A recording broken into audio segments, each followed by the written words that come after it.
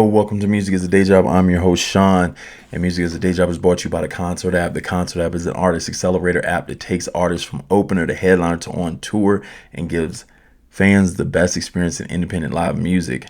Now, today, I watch tons of people's pages and I see, or I even talk to artists all day, and then I hear them always say, the next show I'm going to do has to be big shows. I'm trying to do big shows. I'm trying to do big shows. And now, so we're talking about big shows versus small shows. And like we've talked about national shows versus independent shows, but this is just the idea of big shows versus small shows because see, you can go to a national show and it be small, or you can go to, you know what I'm saying? I've been at independent shows, of course, like my own. I do big shows. So it's like I hear artists always say this, like, I'm trying to just focus on big shows now. What is your definition of a big show? Like a show that you're saying a lot of people are at. That's what I'm guessing the intent of that is I want to do shows with more people there. Here's the thing. As they always say, some people get lucky and you get big shows. I'm one of the people who, in my life, when I first started doing music, I kind of got lucky and I got into a contest and I won a big show, and it was at this place called, I think it was called Denver Coliseum. And this is when I first started rapping, and the headliner was Lil Wayne. Lil Scrappy was on the show. Baby Bash and Mobb Deep were on the show. And inside that understanding, you can get on those shows, or what you would say is a big show. And when I ask but then when I ask what are you gonna get from the show, no one has anything to say. Like it's just kind of like, well, I get to rap in front of. Well, what are you gonna do about it? Like a big show is a small show, same thing. The one thing that, like, for the majority of artists, people don't understand this. Because you're comparing yourself to, like, when you see the Drakes and the Kendricks and like the Nicki Minaj's and all that, and the Taylor Swifts and stuff like that. People see the big show, but they are the big show. They have tons of situation. They've done tons of work. You know what I'm saying? They have big labels behind them. They have big money behind them. That's why they have these big shows. What are you going to do to contain that? And if you can't answer that question, if you can't tell me how you're going to contain being on a big show, then you probably don't need big shows right now, because it's useless. You don't get any benefit out of it. You get to say, yeah, you rocked with so and so, but these days no one cares. That's an old school idea of when I could tell you, like, yo, I did a show with 50 Cent and people were so shook up by it that they booked me for something else. That they believe that means I'm good enough to be on their show. That doesn't exist anymore because it's so many shows going on. So when you do a big show, it's just a big show. It just is what it is. And I always tell people, like, as I said, like, can you turn over the fans?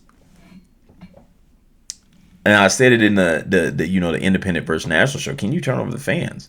Like, can you get those fans to go with you? Do you already have enough fans? Because, see, the idea is when you say I want to do big shows, it should be because it's you. It's a big show because of you. It's not a big show because of someone else. That's where I want people to understand that. Like, I'm doing big shows is almost like a cop out.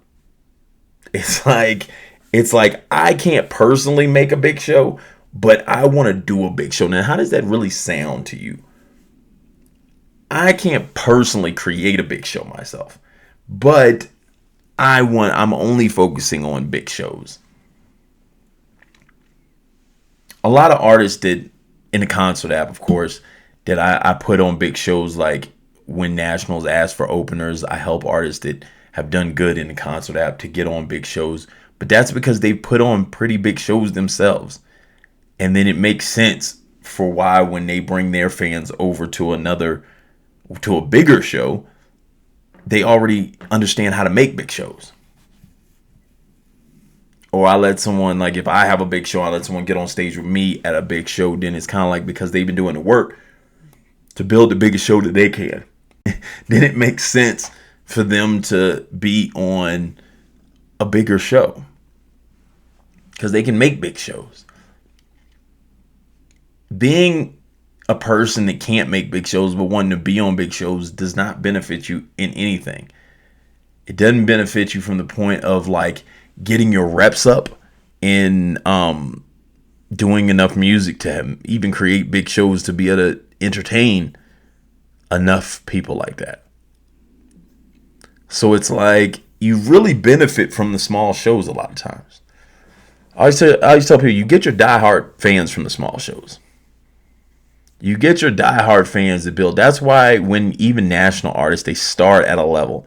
I remember when, like, if you're paying attention to all the beef between Drake and them, one of the posts they're talking about Drake and all the stuff that's crazy, and all the stuff that might be that he's wilding out and everything like that. But it's at a theater out here that holds 1,000 people.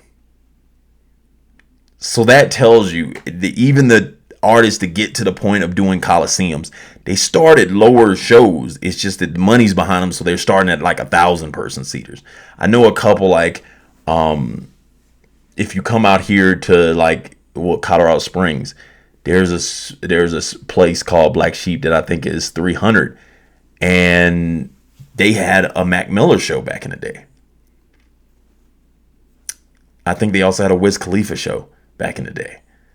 So it's like, when I hear artists say that, it's like, well, who are you to request big shows like that? You see what I'm saying? Like, you take those as a cherry on top, and that's excitement to be like, yo, I got on a big show. That's dope. You have to take the small shows and make them big.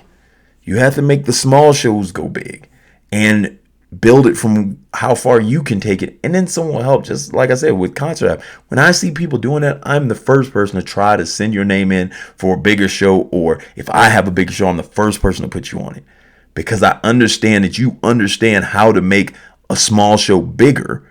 And then so you deserve to be on a bigger show.